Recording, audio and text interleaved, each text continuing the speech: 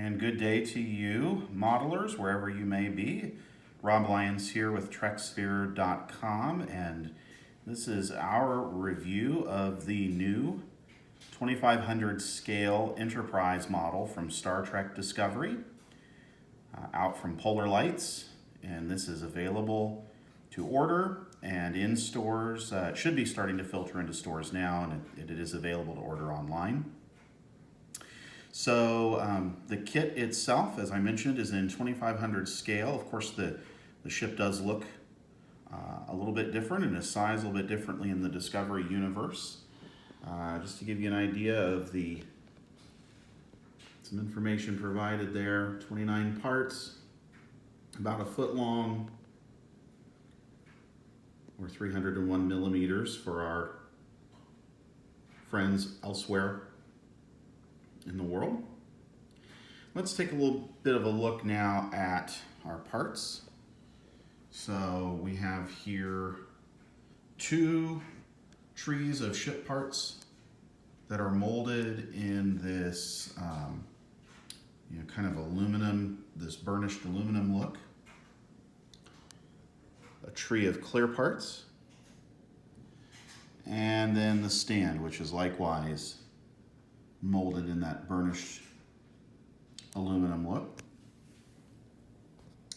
And so detail-wise, it is a 2500 scale model, so the detail is present, but a bit perhaps more simplistic than, say, on a 1000 scale. Notice, for example, within the clear parts for the nacelle grills there, you can see where you'd be painting the blue, and then those fit right over here.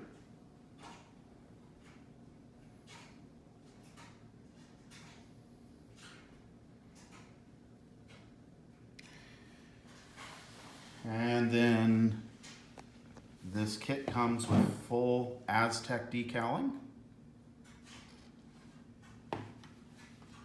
And the decals look really good. One thing you will notice, now I will be building this as the Enterprise, since this is a sample that we're building up, but the Enterprise and the hull number decals are separate. So a modeler with some decal film and access to the right font could conceivably switch this to be a different ship of the Constitution class if they wanted to. And instructions. And a bit of a decal and paint guide here. Notice the decal setting solution may be required, so we'll see. Now you could conceivably get away without painting this particular kit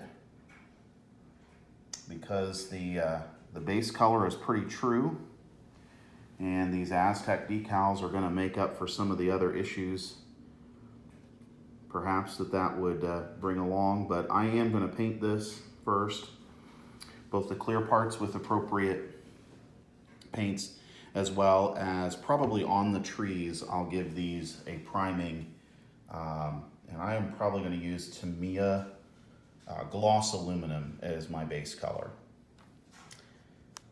So let's move ahead and let's take a look at this model assembled.